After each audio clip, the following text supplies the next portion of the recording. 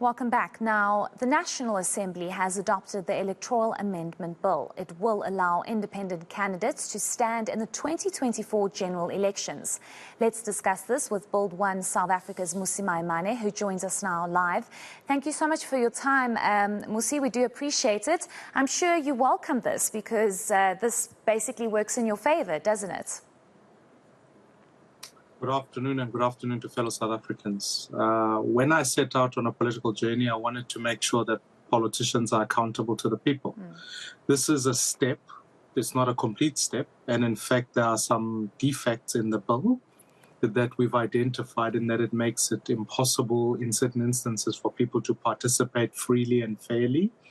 The threshold where independents can stand is still low, is still too high, and more crucially, accountability is still not back at communities. And so that's why at BOSA and Build One South Africa, we wanted to say, let communities nominate their people. Let's ask for candidates to stand under one umbrella body, because this bill will make it almost impossible for someone to just simply stand independently elsewhere and in fact win an election. So that's why we have wanted to amend the Electoral Amendment Bill, and I still think there's still a lot more work still to be done. So the clauses that are held in abeyance are the issues that we're going to continue to fight for. It's part of our 10-point plan. I just want us to speak about some of the issues that you are still raising with the bill. Do you think that these issues will be addressed before the 2024 elections? And perhaps just speak to us about some of the biggest concerns that you still have with the bill. Well, clearly not, because the first one is, when we asked for the bill, we wanted a constituency-based model. Because if you'll recall, I mean, I can say now, if you are living in Johannesburg, you still don't know who your member of parliament is, as an example. You still don't know who your member of the provincial legislature is. So if you've got a problem with a hospital, a school, you won't know those things. So we still want for that constituency-based model to come back into play. Secondly, we think that ultimately, when you can exercise that direct accountability, it should give citizens the right to be able to recall and to have constituency offices where people can come and ask questions. This bill doesn't do that. So they are not going to address it before 2024, and we'll be going into an election soon, where at the end of the day, it'll be impossible. It'll be just independent standing notionally, but accountability will not be achieved. So we still set ourselves for more state capture, which is what I'm trying to avoid. So, Mmusi, maybe just tell us why you think Parliament is not signing off on these concerns, because, of course, it has been raised. Even South Africans have raised these concerns and have called for independent candidates to run fairly compared to political parties. Why do you think this is taking so long?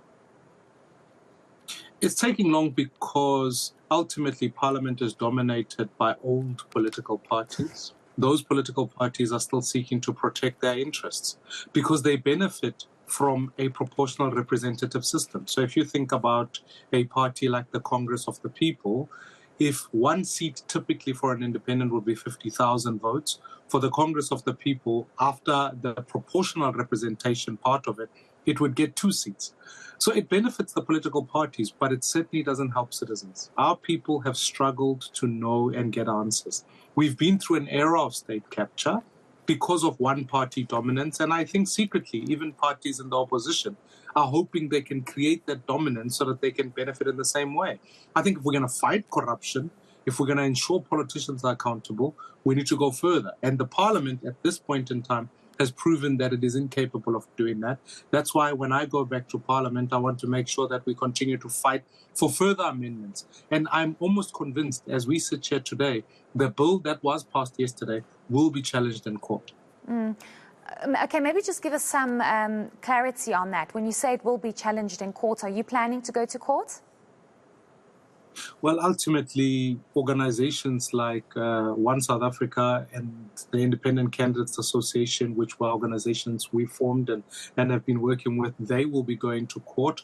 And I would endorse that view because ultimately it goes to the fairness of the Constitution and how it deals.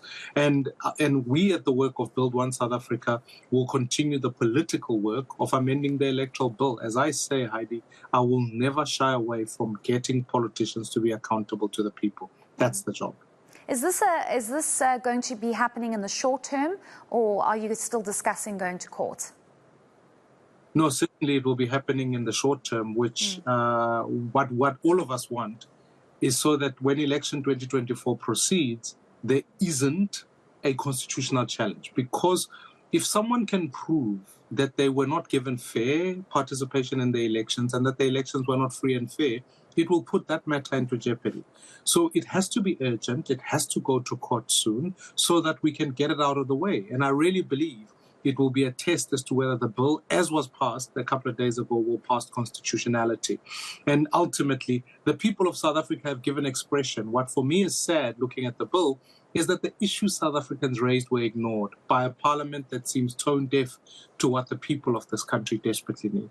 Certainly, because it was out for public comment, and many of them expressed the fair treatment of independent candidates to that of political parties. And just a last question to you, Mmusi. You know, if you just drive out wherever you are and you look at the state of this country, it really saddens you and worries you. It's literally operating in dysfunctionality.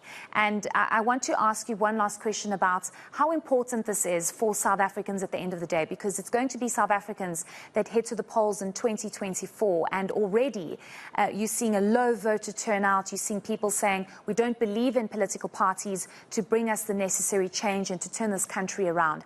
How crucial is it for this bill to allow for independent candidates to participate free and fairly as political parties to bring that necessary change should someone want to vote for an independent candidate? Heidi, it was always important that we achieve accountability. I think when you look out to the point you started off with and you see the state of our roads, how people feel they're safe, whether or not people feel they're protected by the state and whether they're getting the lights on, the greatest sadness about it is the fact that no one is being held accountable. Even the president himself does not feel accountable to the people of this country. So when we started Build One South Africa, we went out of it with a view of saying, let's table a plan for this country. We can't be dependent on the current political space.